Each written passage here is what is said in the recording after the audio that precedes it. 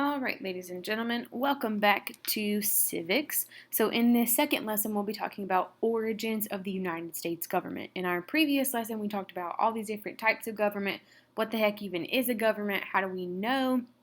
We talked about power and authority. We discussed branches versus levels, all kinds of things.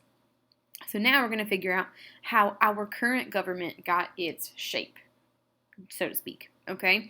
And in order to do that, we're going to have to put a bunch of just like very general, like a very abbreviated version of good old American history. Okay? Quit dinging at me. All right, so here is what your timeline is going to look like. So if you want to go ahead and take your note sheet and turn it landscape. Fun facts, I cannot determine what hamburger and hot dog are. I have a college education and I still can't figure it out.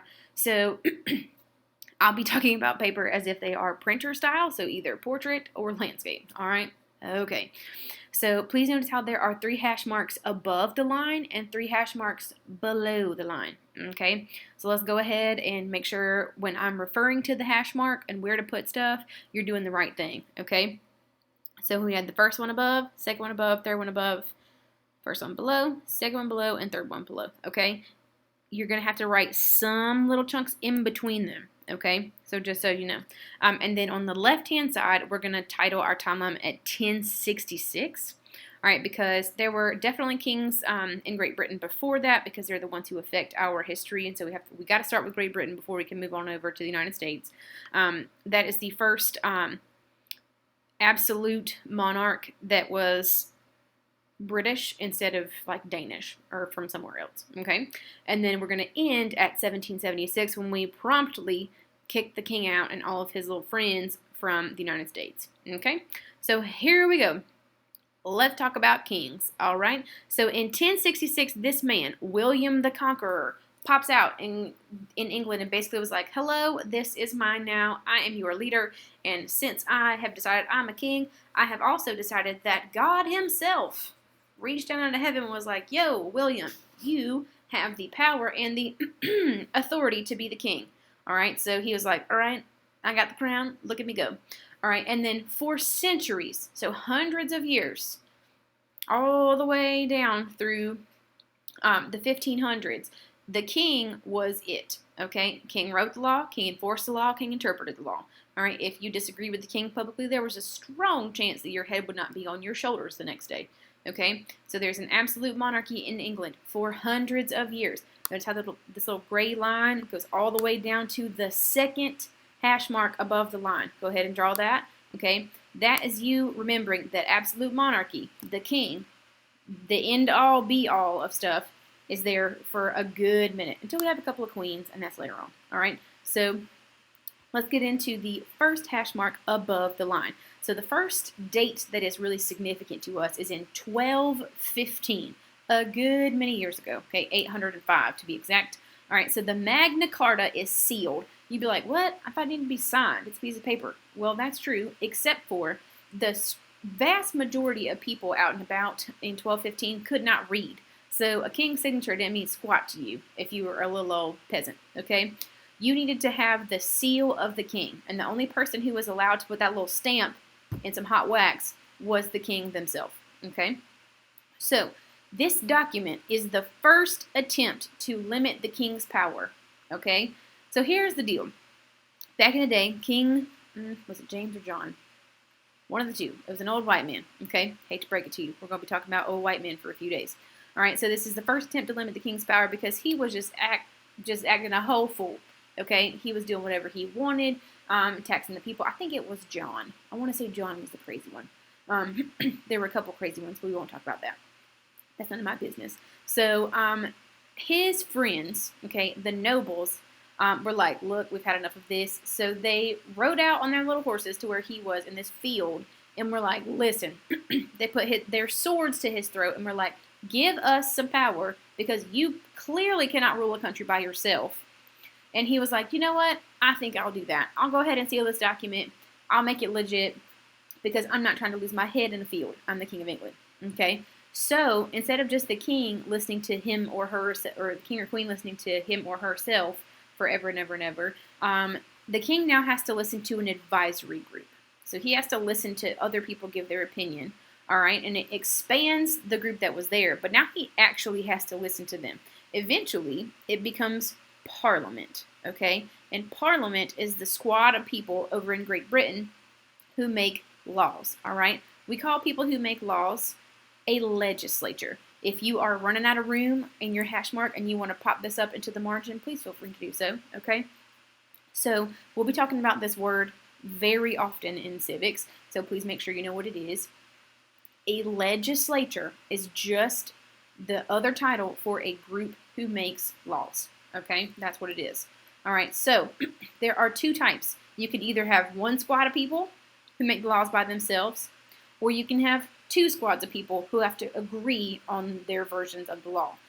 So let's take, for example, a classroom. In my classroom in room 418, if we were the only people who made rules for South Central High School and nobody could check us, we could make whatever rules we wanted to and nobody would be able to say anything differently.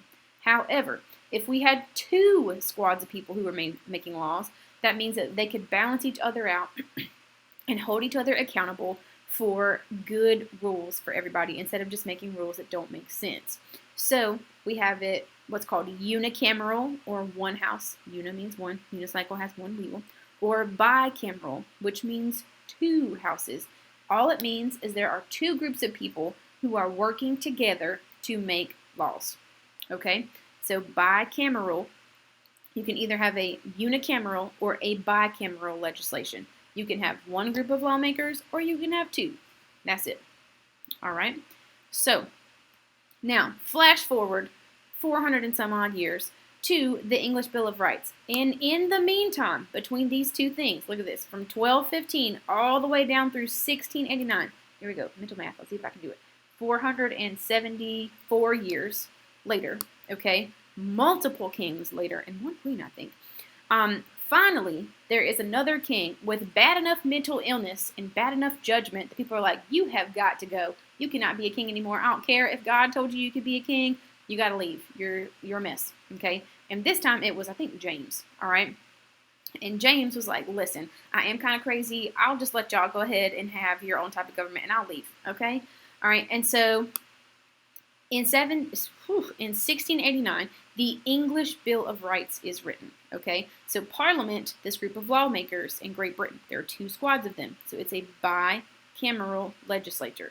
It is a set of two groups of people who make laws for all of Great Britain. They write this little set of rights that people have, and it is signed by the new king and queen, William and Mary. So James's cousin, William, is like, listen, me and my wife are going to take over because you can't get your wife together. All right, this is the first and the only time in all of human history that people have changed government types and nobody has died. The only time. Okay, you're like, are you sure, Miss Hurst? Yes, I'm sure. Okay, this is the only time people have changed governments and no one has died. Typically speaking, people fight wars to either avoid a change in government or to bring about change in government. Okay, and because there were no deaths, this was called the Glorious Revolution. Okay, and it scooted England over from an absolute monarchy. Remember, before this, the king could be like, off with your head, and down it goes. Okay, before this, it was kind of stressful, and now the king has limited power. They have a constitutional monarchy, because remember, when we talked about types of government, that constitution, that list of rules, or that Bill of Rights, limits the amount of power the king has over people. Okay, so from 1689 forward, the king is not allowed to just behead people because he feels like it. Like, you looked at me wrong, you get to die. That's not how it works anymore. Okay, people are a little less stressful as humans now. Okay, y'all probably don't know who this is, but he's a swimmer.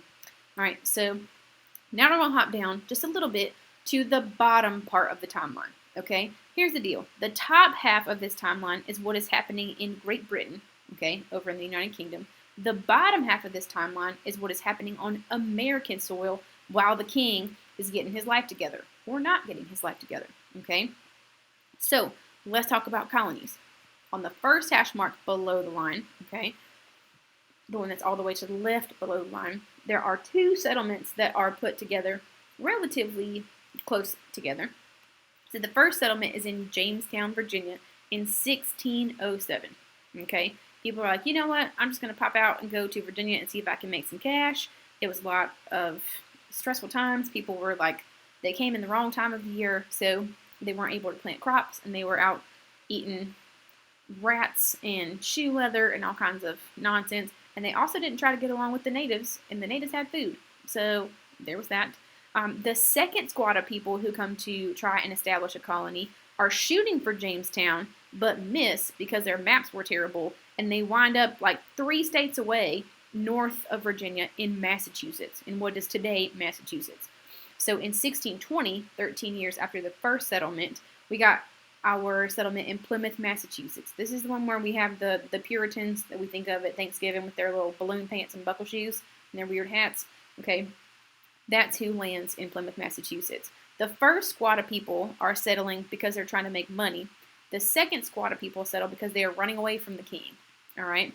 Now, throughout this whole time, from 1607 all the way through 1732, at various times, we established 13 separate colonies. Okay. The last one to be established was Georgia in 1732, and that was established as a prisoner colony. Okay.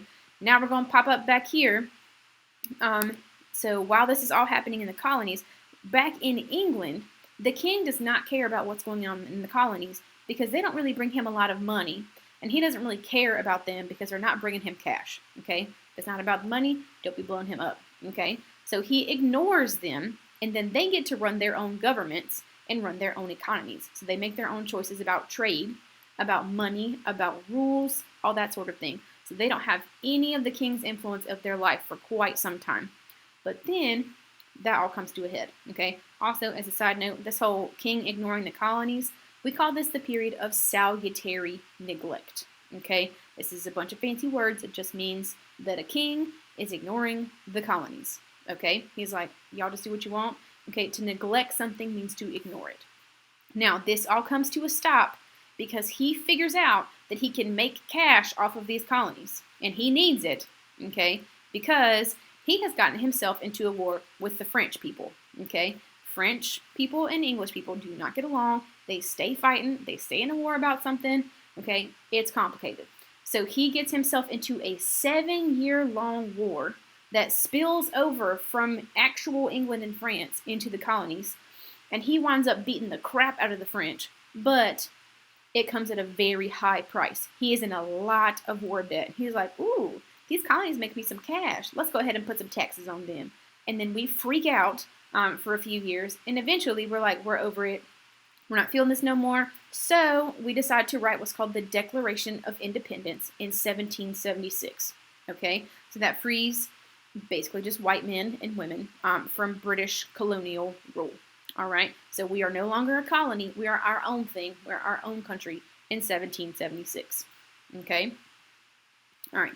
There's also some stuff that goes on in this little 1754 to 1776, but we'll dig into that in a few days. Okay, so here's just the super basic version of how we go from an absolute monarch in England to becoming colonies to becoming our own nation, and that is part 1.